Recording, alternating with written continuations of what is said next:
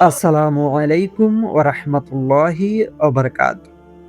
প্রিয় দর্শক, আপনি কি এমন একটি সময়ের মধ্য দিয়ে যাচ্ছেন, যেখানে মনে হচ্ছে সবকিছু থেমে গেছে?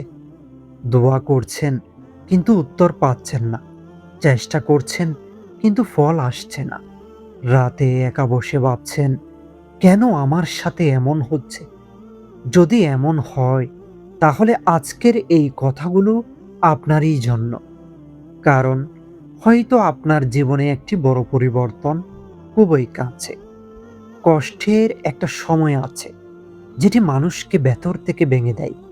মানুষের সামনে হাসেন, কিন্তু ভেতরে ভেতরে ক্লান্ত হয়ে যান। সবচেয়ে কষ্টের জিনিস কি জানেন? কেউ বোঝে না, কেউ অনুভব করে না। আপনি নামাজে কাঁদছেন, কিন্তু মনে হচ্ছে কেউ শুনছে না। কিন্তু একটি সত্য কথা মনে রাখুন, আল্লাহ নীরব থাকেন, অবহেলা করেন না। আল্লাহ কুরআনুল কারিমে বলেন, নিশ্চয় কষ্টের সাথে রয়েছে স্বস্তি। খেয়াল করেছেন? আল্লাহ বলেননি কষ্টের পরে স্বস্তি, বলেছেন কষ্টের সাথেই স্বস্তি। আপনি এখন যে কষ্টের মধ্যে আছেন, তার মধ্যেই আপনার স্বস্তির বীজ লুকানো। একটু চিন্তা করুন, হযরত আইয়ুব আলাইহিস সালামের কথা। তিনি এমন পরীক্ষার মধ্যে ছিলেন, যেটা আমরা কল্পনাও করতে পারি না। শরীর অসুস্থ, সম্পদ হারালেন, মানুষ দূরে সরে গেল। তবুও তিনি কি বলেছিলেন, হে আমার প্রভু, আমি কষ্টে আছি, আর আপনি সবচেয়ে দয়ালু? দেখেন, তিনি অভিযোগ করেননি, শুধু নিজের অবস্থা বলেছিলেন। তারপর কি হলো? আল্লাহ তার সবকিছু ফিরিয়ে দিলেন, আগের চেয়েও বেশি দিলেন।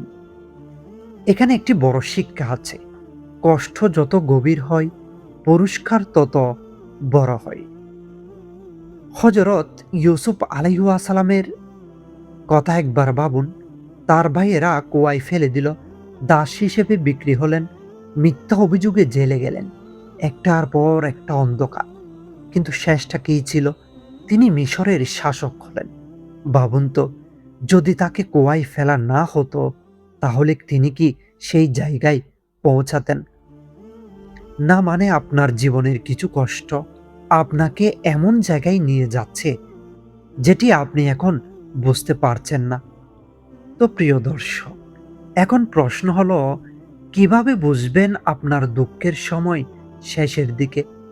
কিছু এমন আলামত আছে, যেমন আপনি ভেতরে ভেতরে বদলাচ্ছেন। আগের মতো রাগ, হতাশা কমে যাচ্ছে। আপনি শান্ত হচ্ছেন। আপনি কি খেয়াল করেছেন? আগের মতো আপনি আর নেই। আগে ছোট ছোট বিষয়েও আপনার রাগ হতো। অল্পতেই ভেঙে পড়তেন। মনে হতো সবকিছু অন্যায় হচ্ছে আপনার সাথে। কিন্তু এখন একই পরিস্থিতি আসলেও আপনি একটু চুপ থাকেন। আগের মতো প্রতিক্রিয়া দেখান না। আপনি ভেতরে ভেতরে ক্লান্ত, কিন্তু অদ্ভুতভাবে একটু শান্ত। এটা দুর্বলতা না, এটাই পরিবর্তন। আল্লাহ যখন কাউকে নতুন কিছু দিতে চান, তার আগে ভেতর থেকে প্রস্তুত করেন। আপনার এই নীরবতা, এই সহ্য করার ক্ষমতা, এই ভেতরের পরিবর্তন, এগুলো ইঙ্গিত দিচ্ছে আপনার জীবনে নতুন একটি অধ্যায় শুরু হতে যাচ্ছে। এরপরেই দ্বিতীয় আলামত, আপনি আল্লাহর দিকে বেশি ঝুঁকছেন। আগে হয়তো নামাজে মন বসতো না, এখন কাঁদতে ইচ্ছে করে। একটা সময় ছিল যখন নামাজ শুধু একটা দায়িত্ব ছিল। দোয়া করতেন, কিন্তু তেমন অনুভূতি আসতো না। কিন্তু এখন আপনি সিজদায় গেলে মনটা নরম হয়ে যায়। কথা বলতে বলতে চোখে পানি চলে আসে।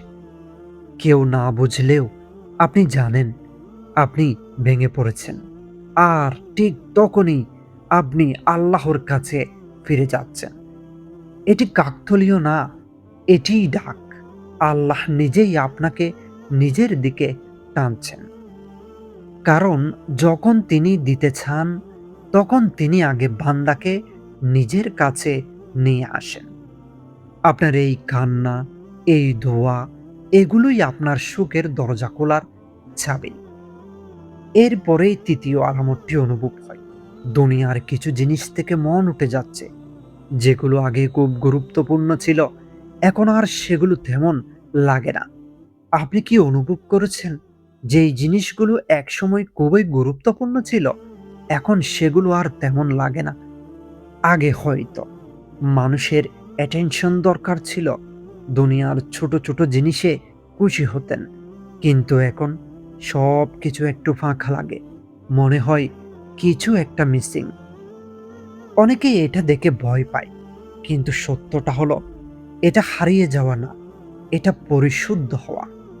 আল্লাহ যখন কাউকে বড় কিছু দিতে চান, তখন তার হৃদয় থেকে ছোট ছোট আসক্তিগুলো সরিয়ে দেন, যাতে সে বড় কিছু গ্রহণ করার জন্য প্রস্তুত হয়। আপনার এই পরিবর্তন ইঙ্গিত দিচ্ছে আপনি একটি বড় নিয়ামতের জন্য প্রস্তুত হচ্ছেন। এরপরেই হয় চতুর্থ আলামতটি। হঠাৎ ছোট ছোট ভালো জিনিস ঘটছে, ছোট সুযোগ, ছোট সুখ, ছোট শান্তি। হয়তো বড় কোনো পরিবর্তন এখনো আসেনি, কিন্তু খেয়াল করে দেখুন তো, ছোট ছোট কিছু ভালো জিনিস ঘটেছে। হয়তো হঠাৎ একটি সুযোগ পেলেন, কারো সাথে ভালো একটি কথা হলো, কোনো সমস্যা অল্পের জন্য এড়িয়ে গেল। এই ছোট জিনিসগুলোকে অনেকেই গুরুত্ব দেয় না, কিন্তু বড় পরিবর্তন কখনো একদিনে আসে না, এটি ধীরে ধীরে আসে। ঠিক যেমন ভোর হওয়ার আগে আকাশ ধীরে ধীরে আলো হতে শুরু করে, আপনার জীবনের এই ছোট ছোট ভালো পরিবর্তনগুলো সেই ভোরের আলো। এগুলো ইঙ্গিত দিচ্ছে দরজাটা খুলতে শুরু করেছে। আপনি শুধু একটু অপেক্ষা করুন। এইগুলোই বড় পরিবর্তনের শুরু। আপনি এখন যেই জায়গায় আছেন, হয়তো এটি আপনার জীবনের সবচেয়ে কঠিন সময়। কিন্তু বিশ্বাস করুন, এই অন্ধকারটা শেষ হওয়ার আগেই সবচেয়ে উজ্জ্বল আলোটা আসে।